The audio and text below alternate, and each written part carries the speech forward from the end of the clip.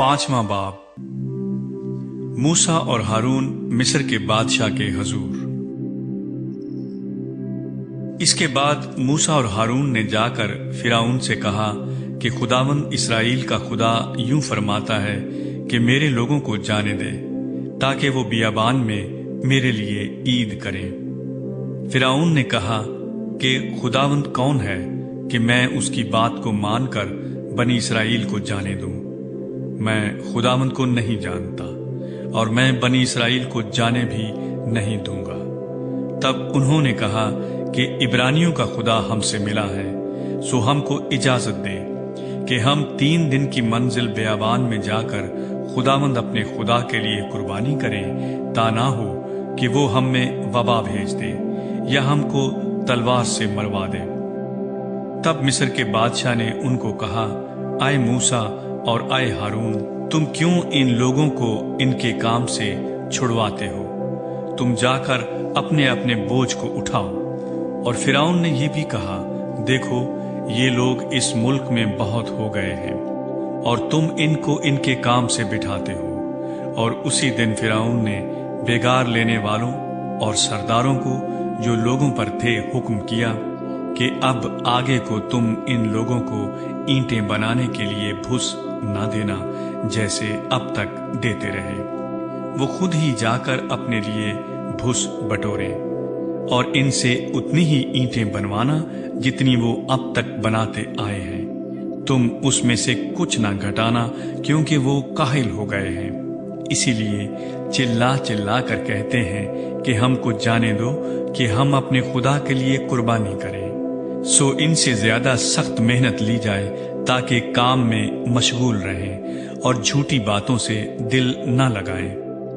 तब बेगार लेने वालों और सरदारों ने जो लोगों पर थे जाकर उनसे कहा कि फिरौन कहता है, मैं तुमको भूस नहीं देने का, तुम खुद ही जाओ और जहां कहीं तुमको भूस मिले वहां से लाओ, क्योंकि तुम्हारा काम कुछ भी घटाया नहीं जाएगा।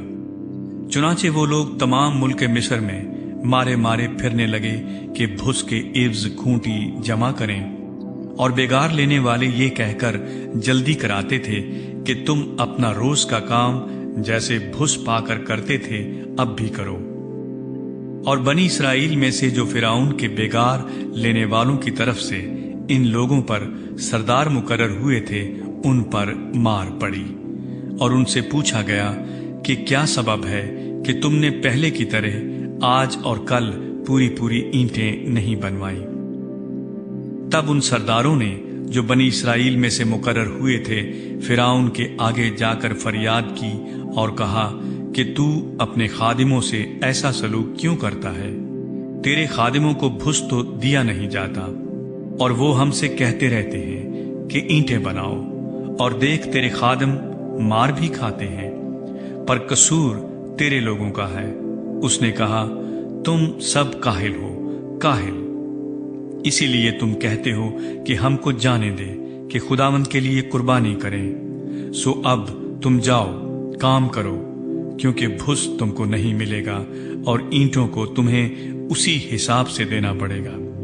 जब बनी इस्राएल के सरदारों से ये कहा गया कि तुम अपनी ईंटों और रोजमर्रा के काम में कुछ भी कमी नहीं करने पाओगे, तो वो जान गए कि वो कैसे वबाल में फंसे हुए हैं। जब वो फिरौन के पास से निकले आ रहे थे तो उनको मूसा और हारून मुलाकात के लिए रास्ते पर खड़े मिले। तब उन्होंने उनसे कहा कि खुदावंद ही देखे और तुम्हारा इंसाफ करे, क्योंकि तुमने हमको फिरौन और उसके खादिमों की निगाह में ऐसा घिनौना किया है कि हमारे कत्ल के लिए उनके हाथ में तलवार दे दी है।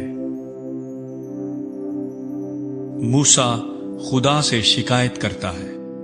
तब मूसा खुदावंद के पास लौट कर गया और कहा कि ऐ खुदावंद, तूने इन लोगों को क्यों दुख में डाला और मुझे क्यों भेजा? क्योंकि जब से मैं फिरौन के पास तेरे नाम से बातें करने गया हूँ, उसने इन लोगों से बुराई ही बुराई की और तूने अपने लोगों को जरा भी रिहाई न बख्शी।